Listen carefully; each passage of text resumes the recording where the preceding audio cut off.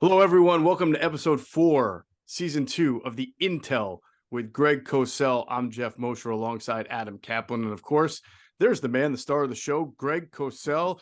Greg, we have gone through free agents to be at cornerback, at safety, at defensive line, and with free agency just hours away, when the reports start surfacing, we want to hit you up with running backs today and then get into just a few free agents who have are recognizable names and get your opinions on them. So we'll start with running back. And we know now that the tags given to Tony Pollard and Saquon Barkley and Josh Jacobs pretty much leave two guys, I would say two most recognizable names at the top of the market in free agency at running back. One is Eagles running back Miles Sanders. The other would be Bears running back David Montgomery. I would like you for us to sort of compare and contrast them as runners, what type of offenses you think they're best for, and just your overall assessments of them.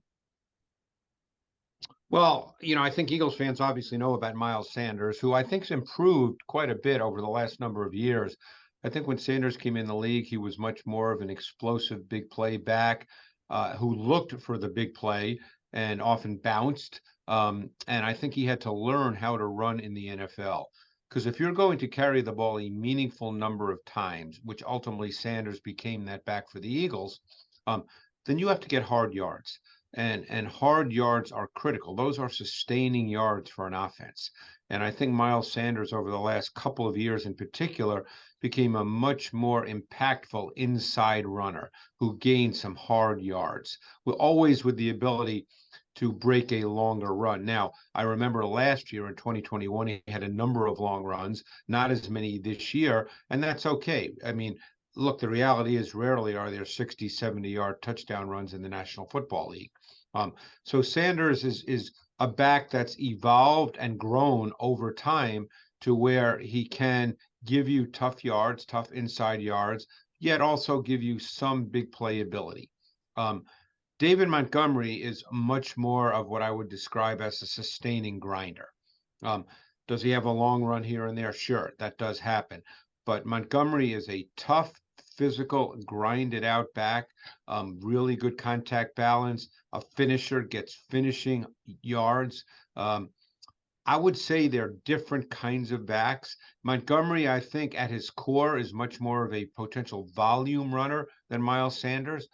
I think the feeling was when Montgomery came in the league, and I don't think there's anything that has altered this, is that if you were a team that really wanted your foundation to be the run game with a running back, not like the Eagles where Jalen Hurts is a major part of the run game and he takes carries away from backs, but if you have a more traditional, conventional NFL run game where the quarterback is not part of the run game, that David Montgomery would be the kind of back that you could give the ball to 17, 18, 19 times a game. He'd run hard, he'd get the tough yards, he'd sustain your offense, and then you could work off that. Now, as we know, guys, those kinds of backs are not seen as special necessarily, and those kinds of backs don't normally generate in today's NFL big numbers. And as Adam knows better than I, it only takes one team, but those kinds of backs now in today's NFL, I don't think, jump in, Adam or Geoff, you talk to people as well. I don't think that a David Montgomery would be seen as a back that people are saying, we've got to go get David Montgomery. Great grinding type running back, so he could handle volume. He's talented. He's had some injuries in his career. Yep. To me, he's in that James Conner, maybe $6 to $7 million a year range. I just don't see him getting more than that because not explosive. He's okay catching the football. That's not really his game. As you said, Greg's more of a volume runner. And he might be a guy, and this free agency might be like that. Some of these guys might go back to their teams. He might have more value to the team that drafted him than to a team that might want him outside there. There are a couple of teams that jump out to me, Greg, that based on their offensive schemes and what you were mentioning, whether you're foundational run or not foundational, that I wonder if these teams would be best for. One of them is the Bills, who obviously we've all thought at one point or another that they could use a little bit more of a running game or explosion in the run game to take some pressure off Josh Allen. But the run game is not foundational, you would say, or at least it hasn't been with Josh Allen. Do you feel like a guy, which of those two do you think would be more fitting for what they do? Well, I think then you get into philosophy and concept, Jeff. Mm-hmm. You know, I think that the Bills are a classic example of a team whose overall philosophy is not really geared to running the football. And I don't mean just the approach in terms of, hey, we have Josh Allen, let's throw it, but I mean everything that then follows: use of formations, use of personnel, how they align. You know, they tend to be more spread. You know, they don't, their wide receivers don't really get actively involved in the run game as blockers. You know, that's not the way they play football. So there's so many factors that go in. You know, I think when on the outside looking in, everybody says, as we've all said, that hey, we'd like to see the Bills run the ball more. But there's a lot of factors that go into that. Mm-hmm. I mean, Adam, I'm sure, knows this from his context in Buffalo. You know, Spencer Brown, their right tackle, essentially didn't practice all year, and he was a second-year player. And guys like that need to practice. You know, so all of a sudden you're saying, "Hey, let's run the ball more," and now you can't coach the way you want to coach. I mean, I personally believe, and I know it won't happen because they signed him to a pretty big money deal. I personally believe Deion Dawkins would be better off playing left guard than playing left tackle. But obviously that's not going to happen. So, you know, there's all kinds of reasons. You know, we can sit on the outside and say they have to run the ball more, so it's not Josh Allen all the time, but there's a lot of factors that go into how a team approaches the run game. I think Montgomery, if you're going to sign Montgomery, two things I would say. Number one, you're not signing him to carry the ball 7 times a week, because he's not that kind of back. He's a volume runner. Now, volume doesn't mean he has to get 25 carries either, but you're signing him in a sense to be your number one back. There's different designations of back. There's, you know, a foundation back would be Derrick Henry. Montgomery's not that. Then there's a primary back. You would be signing Montgomery to be a primary back.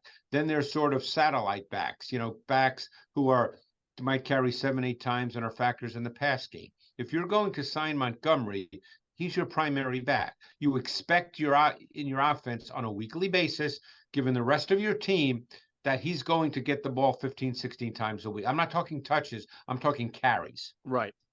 So based on that, go ahead, Adam. I was just going to say, remember, off that, Greg, they did draft James Cook in the second round, the Bills did last year.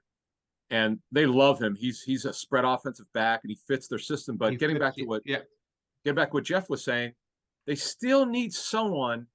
It's kind of common with what you both were saying. They still need someone to be a lead back. If they need to grind carries out and Singletary's up, we'll get to Devin Singletary later. They don't have that guy to grind. No, and I guess you can almost look back to the Eagles when they had Jordan Howard for those couple of years. You know, Jordan Howard, you know, he, in some ways, he did become kind of a primary back, you know, I mean, which is kind of what he is. I mean, you know, he came out of Indiana. He had a lot of carries there. You know, those first couple of years with the Bears, he was actually a foundation back his first couple of years with the Bears in terms of number of carries. But again, he fell into the category of, yes, he had a lot of carries and he gained meaningful yards, but it wasn't because he had special traits. It's because he carried a lot. You know, right. I think there's a feeling that if you want to run your offense through the run game and give the ball to a back 250 times, that there's a lot of backs that could put up 1,200 yards. That it doesn't mean they're special, but they could put up 1,200 yards. Right. See, now I feel, based on this conversation, I felt going in that if you were to forget, I mean, obviously money is a big issue here, but if you were just to take a running back and put him in the right spot, you would say Miles Sanders with the Bills, he's used to not being the number one ball carrier, only getting 50% of the snaps. He's used to playing with a quarterback who's also mobile. He's played in cold weather. Doesn't have to be foundational. You can keep him healthy if you're limiting his snaps. And then a team like the Dolphins, who are always going through running backs, I feel like Montgomery would fit them well because he could get a lot of carries there, provided he stays healthy. They are foundational. He is built for that. And you can give him the ball many, many times, third, fourth quarter, and have him kind of get warmed up and lathered up into the game. Like, that's his style. So that's where I could see a potential good fit. The interesting thing is would the Bills ultimately see a younger James Cook going into his second year at this moment in time as a better Miles Sanders? Would they see them as similar backs in the context of their offense? And, you know, would they rather have a back that's different? You know, Geoff, as you're suggesting, you know, maybe you do get into those, you know, game situations. Look, one of the things we saw with the Bills, not to make this an entire discussion about the Bills, but I know them very well, is they'd get into late third quarter, fourth quarter, and they'd have a lead, whether it was by one score or more, and they come out and they throw 3 Josh Allen passes. And, sometimes they throw 3 incompletions and then they punt and they take 25 seconds off the clock late in the third into the fourth quarter, when in fact, at that point, you're truly trying to shorten the game and have some kind of running efficiency. Now, as I said, there's many more factors involved, and there always are. But ultimately, would Cook and Sanders be a similar kind of back for the way they play offense? Right, right. Well, just one more thing on Montgomery, and Geoff mentioned the best point of all here with Barkley, Jacobson, Pollard off the market. Okay, their franchise tag. You do have an opportunity for David Montgomery for a team that wants to run the football. I just want to mention one team, the same division, the Dolphins. They like Jeff Wilson. They have some interest in bringing him back, but a team that at least is committed to running the football, that's where David Montgomery fits in. If you're in a spread offense, I don't see it. And the question is, with Mike McDaniel, who clearly comes from the Shanahan school, but this year they obviously threw the ball a lot, and their run game never quite lived up to what many of us thought it might be, given Mike's background. Has he, in a sense, moved off that to the fact that, hey, he's got Tua, assuming health, with a really efficient pass game and 2 really explosive receivers on the outside? Or does he, as he looks at his team this offseason, say, hey, you know what? Yeah, we've got Tua, we've got explosive receivers, but I really feel like we need to run the ball more and be more like the Niners. And then does he feel that he does need a back who can carry 15, 18 times a game? We don't know what's in Mike's mindset, but clearly they did not run the ball with any consistency last year, with few exceptions. Right. Sure. Rams are another team probably to look out for, because they like to run with Sean McVay, but they have really struggled to find that top guy either through production. Yeah, and it's interesting because, Stafford, Adam, he'll be back, correct? Yes, Les Snead made it pretty clear that. Yeah, so if Stafford's back, and again, we don't know about Stafford overall health. Obviously, when he's healthy, he can still throw it with the best. But it's my understanding that they really like Cam Akers. Now, if they didn't like Cam Akers when he went through those whatever issues they were, they could easily have released him, and they chose not to. Mm-hmm. And when he came back, as you guys may recall, he actually looked very good. Yeah. And Cam Akers is talented. Now, again, that doesn't mean they're not looking for another back, but my sense is, barring anything this offseason unforeseen, that they would feel very comfortable with Cam Akers being not their foundation back, but their primary back.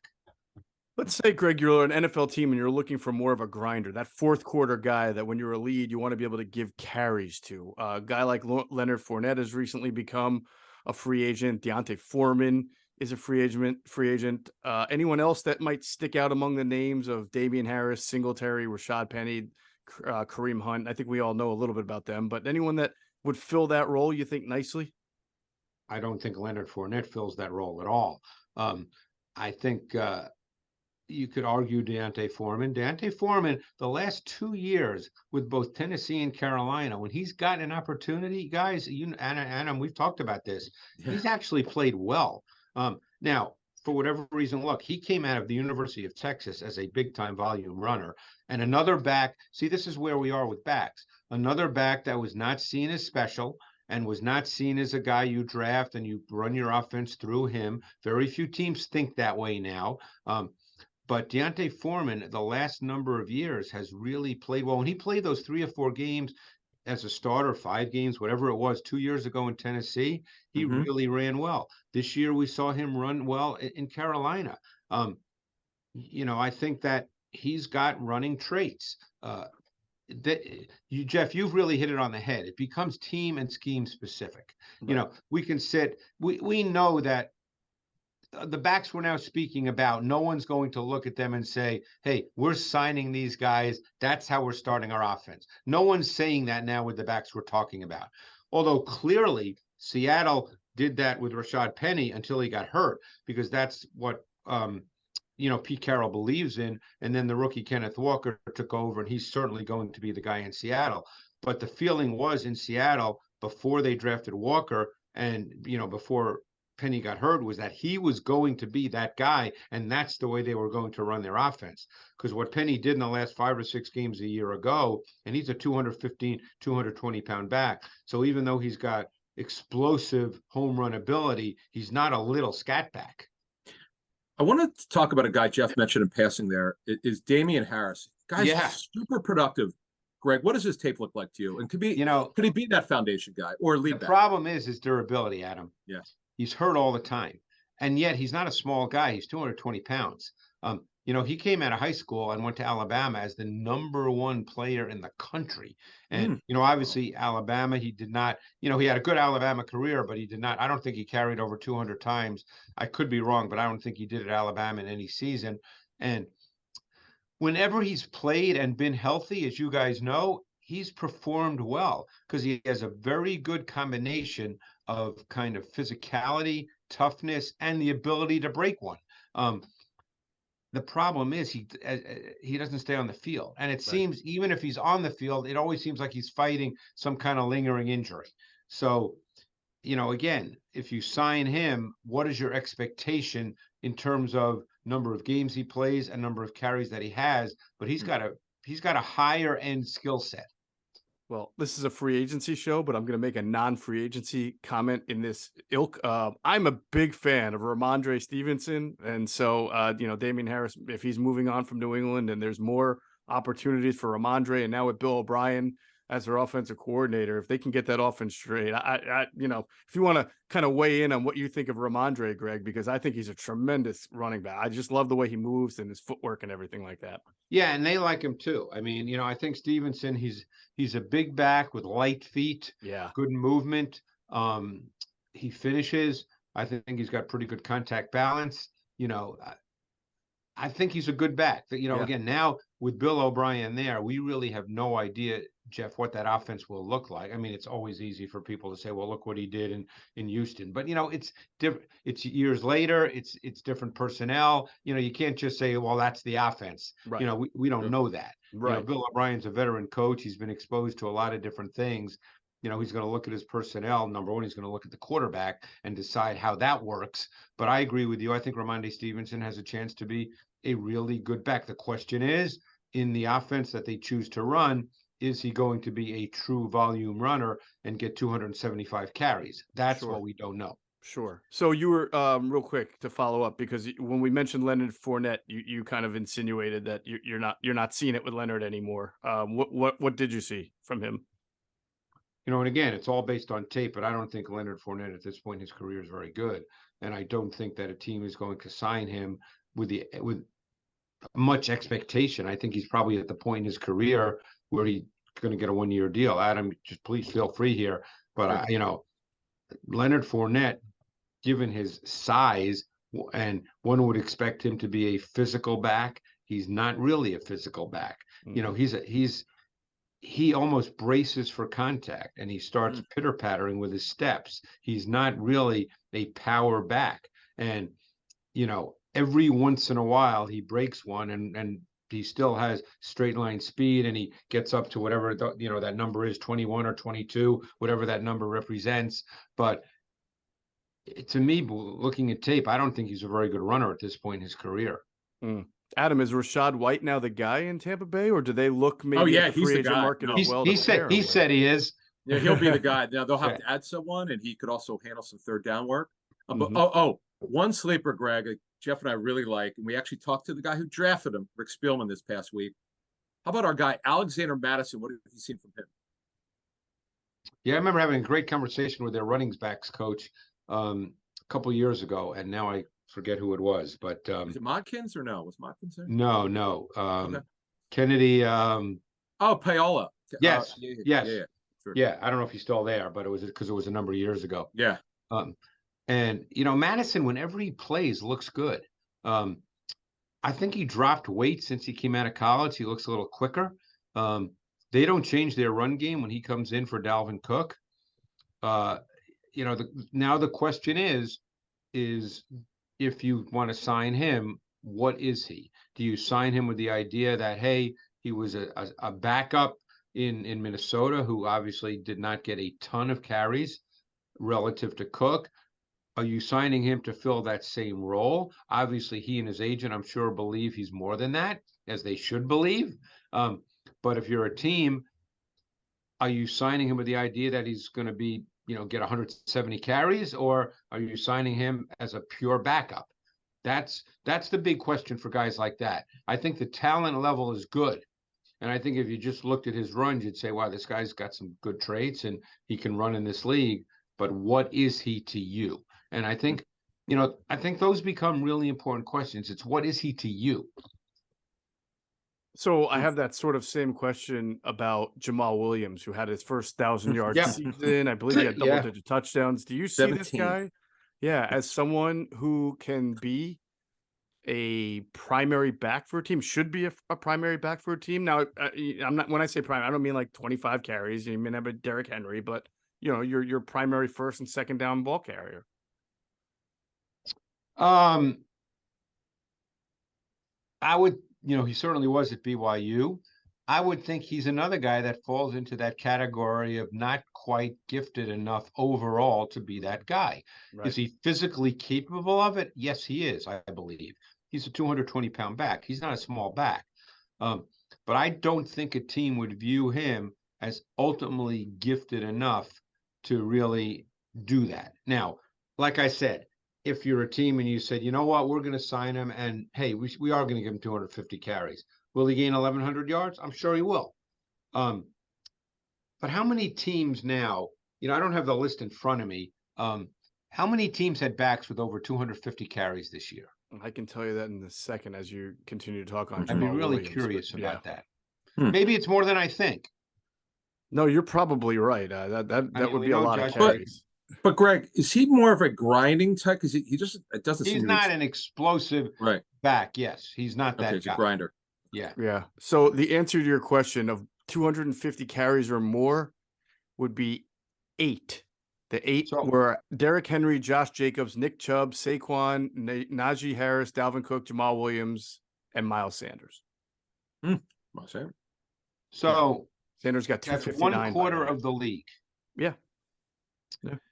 Which wouldn't view that as a high number, would you? No, plus you would have to look at Najee Harris as one of those sort of force-fed guys because he averaged 3.8 a carry. He was not very impressive. And Jamal Williams, to your point, 4.1 yards per carry, which is okay, but not great. That goes to your point is if you give a guy enough carries, he's going to have 1,000. Well, and the other factor there is that DeAndre Swift was hurt a lot. So if DeAndre Swift was not hurt, Williams would not have had 250 carries. Right. Exactly. Correct. It would have been much more along the lines of, probably 180 for Williams and 170 for Swift. It might have been more like that. Mm-hmm. So that became a function of DeAndre Swift being injured. So really, it's 8, 1/4 of the league. It probably would have been 7. So how many teams are thinking in those terms, Geoff? When they sign a back, especially a back whose traits would not be viewed as special. Right. No, it's a good question. So how many teams are thinking like that?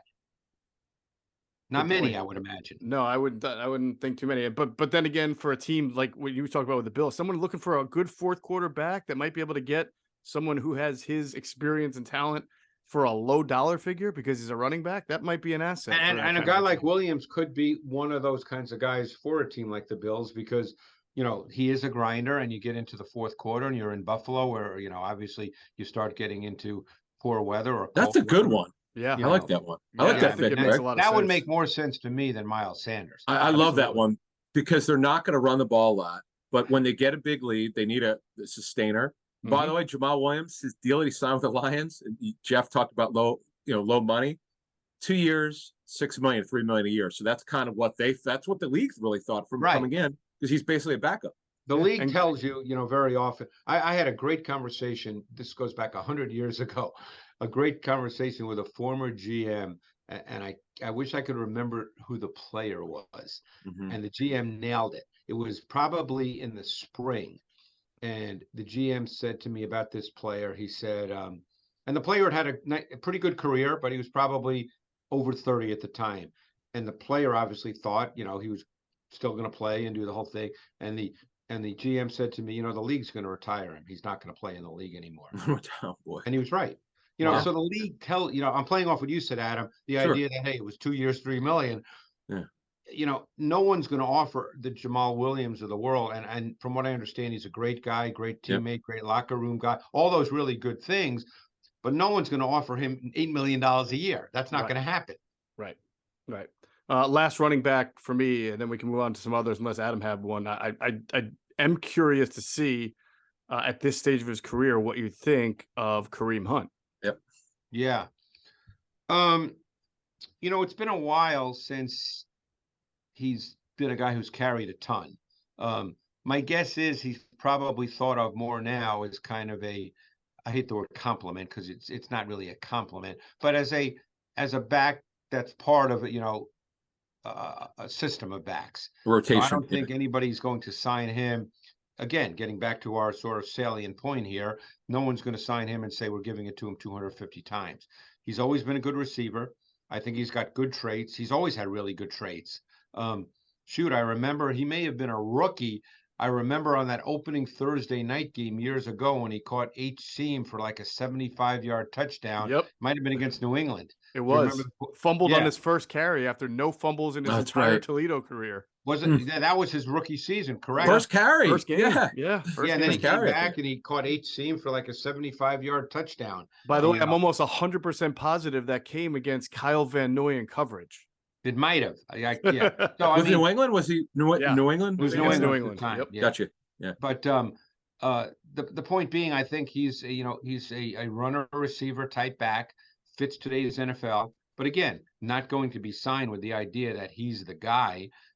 I think he falls into probably at this point in the same category, even though this player is not a free agent, like the DeAndre Swift kind of category. Guy who can run a bit, catch, has some explosion, but not someone you're going to sign as the guy. Right. Gotcha. Why do I think he's a perfect New England Patriot, though? Catches the ball well. Just actually great running back. Remember they brought in. Could be. Remember they brought in Sammy Morris many years ago. It was a jack of all trades running back, catch, run, short yardage.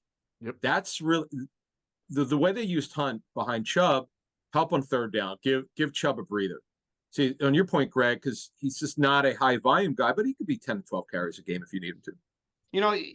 Mentioning Chubb, just as an aside, I think Cleveland, and Adam, I know you have connections there. I think they're going to be fascinating because clearly when they didn't really have a quarterback that they were comfortable with, Baker in his last year struggled. This year, obviously, Brissett actually had a very nice year, but no one's under the illusion that he's a top 5 quarterback in the league, although, he's a great guy and is going to end up having a really nice career overall. But now that they have Watson, who one would assume after a normal offseason is going to be far closer to the Deshaun Watson prior to his issues, you wonder if they're going to stay with their overall philosophy, and I don't think we know that, anybody can say whatever they want now. We can say whatever we want. It doesn't matter what we say. We're not really relevant. It only depends what they think. And, and I'm really curious because Chubb is a true foundation back who gets a lot of carries. Will they stay that way?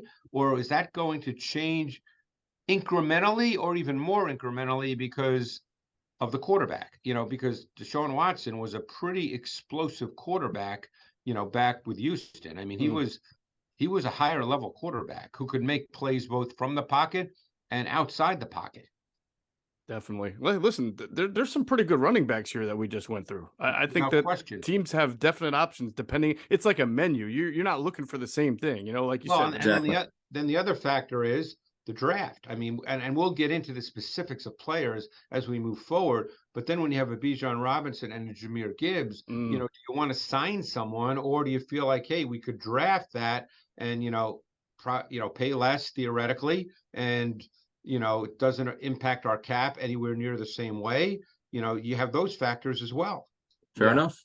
Right, definitely. All right, so let's get into some other guys who sort of cap casualty guys, recognizable names and top free agents also who are going to hit the market today and then within the next few hours. So Adam Thielen was a cap casualty in Minnesota, got a little old, 33 years old, 2 Pro Bowls. What did you see from him watching him on tape? Well, I was standing pretty much close to him on the field at the combine as he was working with Steve Smith and Kurt Warner, and I really wanted to meet him, but it just didn't work out. But he did a really good job, by the way. So, but I assume he probably still wants to play. Yes, he does. Yes. Yeah. I think at this point in his career, Thielen is a real nice complementary receiver. He runs great routes. People may forget he had that 4 or 5 year stretch where he was big time. I mean, he had that 1 year where I think he had 8 straight games or 9 straight games of 100 yards receiving. Wow. He's always been a really solid quality receiver. And by the way, because he was a really good route runner, while you wouldn't say he was a vertical dimension, there were times he did get vertical. I don't think he's quite that guy now, but I would assume he probably is terrific in a wide receiver room if you have a young group. And he certainly could be your number 3 at this point because he can line up anywhere in your formation. It just stands to reason he's not the same. And obviously in Minnesota, his role changed simply because Justin Jefferson is arguably the best receiver in the league right now. So his role changed, but I think he can help teams. Adam, you know more about this than I, but I mean, he's not going to get a long-term deal at this point in his career. No, he's what I'd heard at the combine, he was probably going to be cut, and he was looking to latch on with a team where he could go win. I mean, he made the championship game against the Eagles. Right. Love to get a ring. So but these guys I'm not that they're going to make a lot of money, but guys like this who are good possession receivers, they have some value. There's no question. I mean, and I'm not suggesting that he's going to sign here because, I think he will have options. Yeah. But I'm just throwing this out. And again, I don't want people to think I have inside information. And I'm just throwing this out because, I think this team's not bad and they did make the playoffs a year ago. But I think he'd be a really interesting player in Seattle. Because they don't really have a number 3 that I think they're happy with. Yeah, and he'd be really good in their receiver room. And I think, with Geno now re-signing, they've got a running game. Their O-line needs a little work on the interior, but they can probably deal with that in the draft. Obviously, they need their defense to be better. And again, I'm not suggesting that's where he's going. It just popped into my head as we're talking. Go ahead. Not work. No, I should say D. Eskridge has not worked out as the number 3, so that would make sense. Go ahead. And I had been thinking Cleveland of his connection to Stefanski because they have some pretty good perimeter, right? They've got Amari Cooper and they've got the kid they drafted who has speed. I can't remember. Anthony Schwartz. But don't they need they need kind of a slot guy? Or talking to some Cleveland people over the last number of weeks, and Adam, I know you do the same. They really do like Donovan Peoples-Jones a lot. And the question is, can he take that next step? They say he's a great kid, does all the right things. He's big. He can run. For whatever reason, I don't want to say it hasn't worked because they've had issues in their pass game. So it's not just him, obviously. But, again, Thielen is not going to, you're not going to have to sign Adam Thielen to a big long-term deal. Right.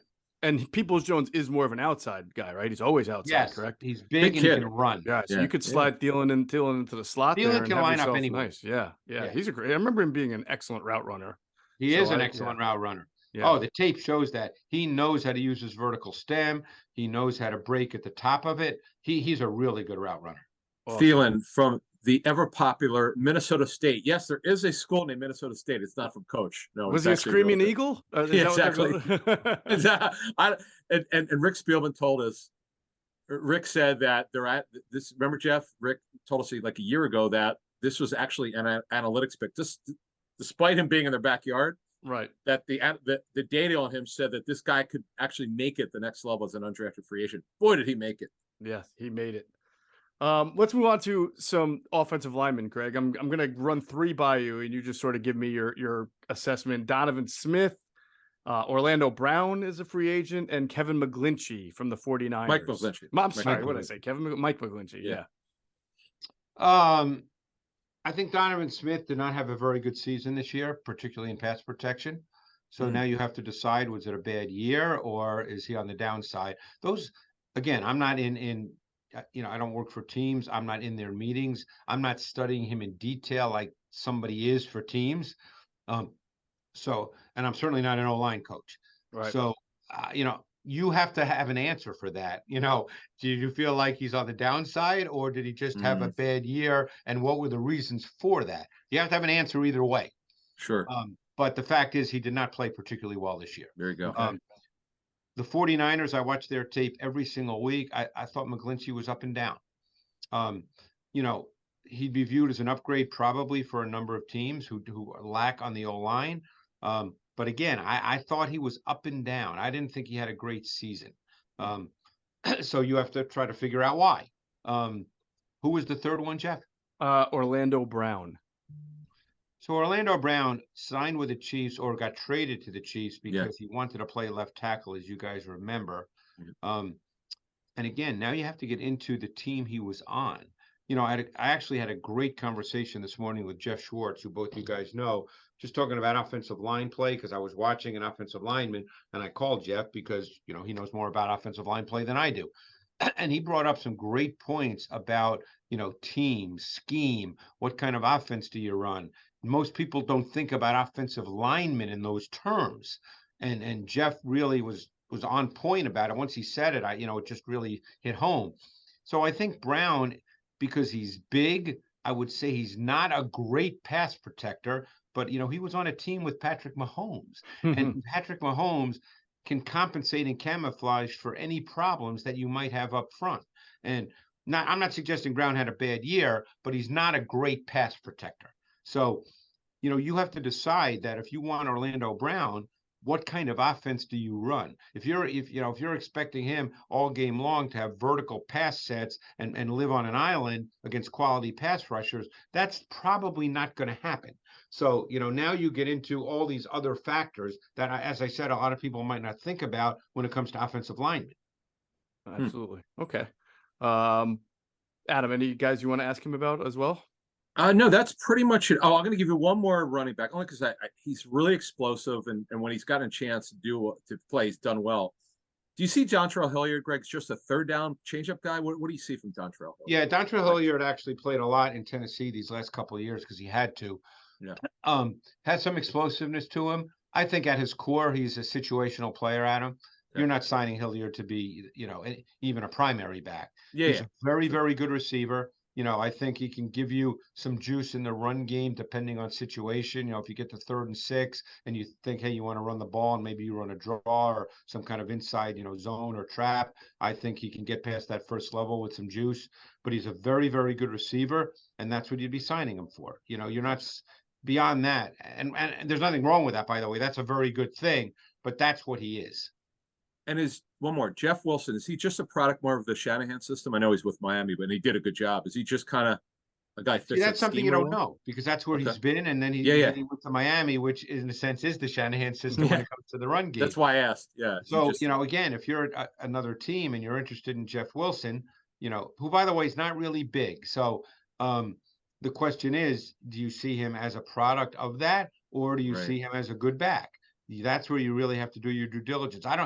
Well, let's put it this way. I don't know the answer to that because that's where he's been in his career. He's only been in that system. Gotcha. I did want to ask you about Bobby Wagner. What kind of season you felt he had a really for the Rams? good season. He did. Well. Okay, nice. He was the alpha dog on that defense. I can tell you that for a fact.